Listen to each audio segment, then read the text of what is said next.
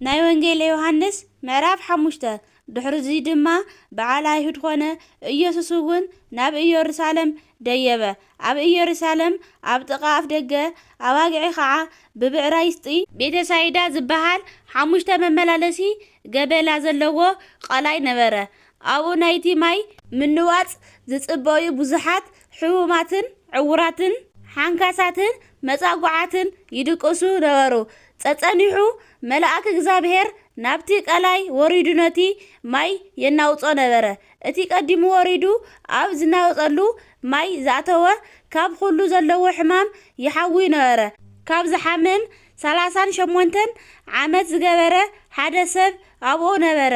ኢየሱስ ድማ ንዑ ኣብ ዓራቱ ደቂሱ ምስ ረኣዮ ነዊሕ እዋን ምሕማሙ ፈሊጡ ክትሓዊዶ ትደሊ ኢኻ በሎ።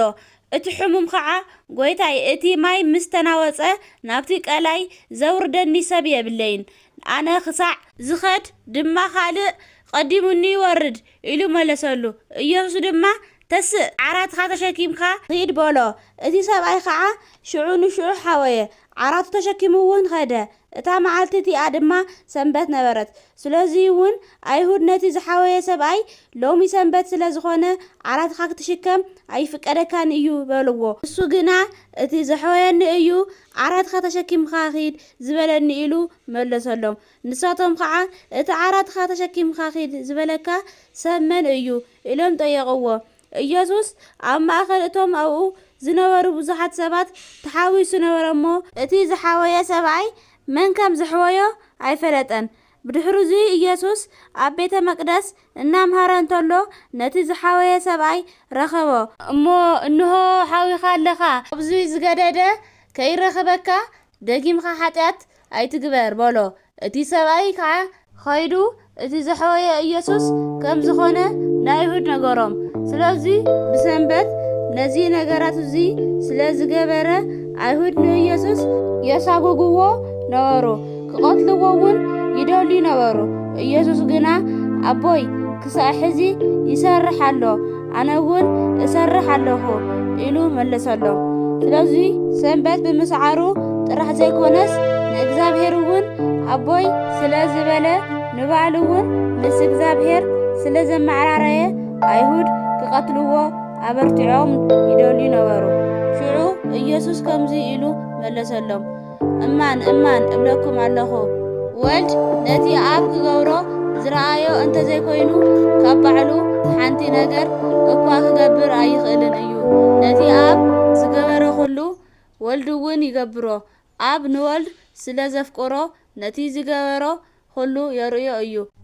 ንስኻትኩም ምንቲ ክትድነቁ እውን ካብዚ ዝዓቢ ግብሪ ከርእዮ እዩ። ኣብ ንምውታን ከም ዘተስኦም ህያዋን እውን ከም ዝገበሮም ወልድ ድማ ከምኡ ነቶም ዝደለዮም ህያዋን ይገብረሎም። ኩሉ ሰብ ከምቲ ንኣብ ዘኽበሮ ንወልድ ምንቲ ከኽብሮ ኩሉ ፍርዲ ንወልድ ሃቦ እምበር ኣብ ሓደ እኳ ኣይፈርድን እዩ። ንወልድ ዘየኽብር ነቲ ዝለኣኾ ኣብ እውን ኣይኽብርን። እማን እማን እብለኩም ኣለኹ እቲ ንቓለይ ዝሰምዕ በቲ ዝለኣኸኒ እውን ዝኣምን ናይ ዘለኣለም ህይወት ኣለዎ። ንሱ ካብ ሞት ናብ ህይወት ይሳገር እምበር ናብ ፍርዲ ኣይቐርብን እዩ።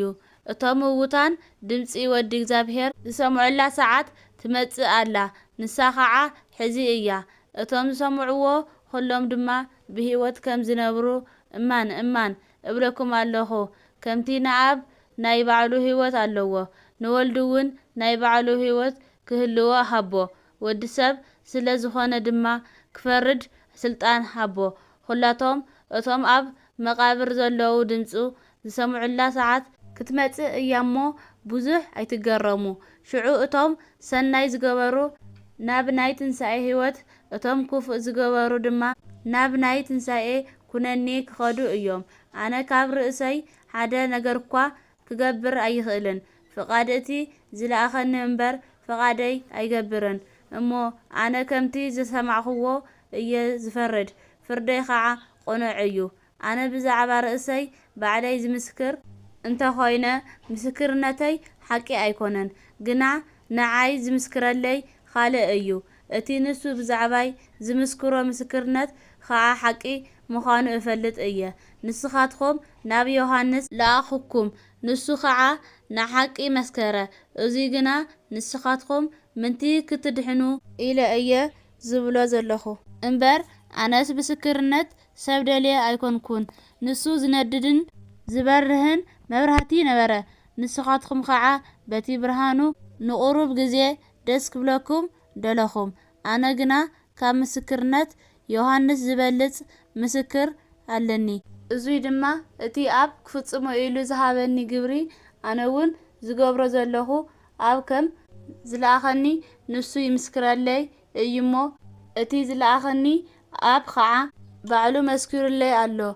ንስኻትኩም ድምፁ ከቶ ኣይስማዓኩምን፣ መልክዑ እውን ከቶ ኣይረኣየኩምን።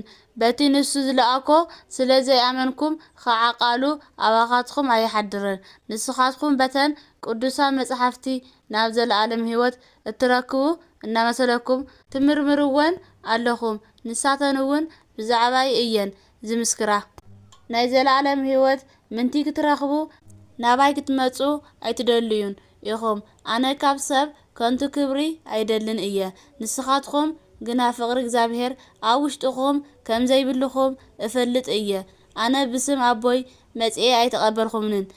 ካልእ ብስም ርእሱ እንተ መጸ ግና ንእኡ ክትቅበልዎ ኢኹም። ንስኻትኩም ካብ መጻይኹም ክብሪ እናደለኹም ናይ ሓደ እግዚአብሔር ክብሪ ግና ዘይትደልዩ ከመይ ኢልኩም ክትኣምኑ ትኽእሉ? ኣነ ኣብ ዝኸሰኩም ኣይምሰልኩም፣ ዝኸሰኩምስ ኣሎ። ንሱ እውን እቲ ተስፋ እትገብርዎ ሙሴ እዩ ዝኸሰኩም። ንሙሴ እንተ እተኣምንዎስ ንሱ ብዛዕባይ ጽሒፉ እዩ እሞ ንዓይ ድማ መኣመንኩምኒ ነርኩም። ነቲ ሙሴ ዝጸሓፎ እንተ ዘይኣሚንኩም ግና ከመይ ጌርኩም ደኣ ንቓለይ ክትኣምኑ?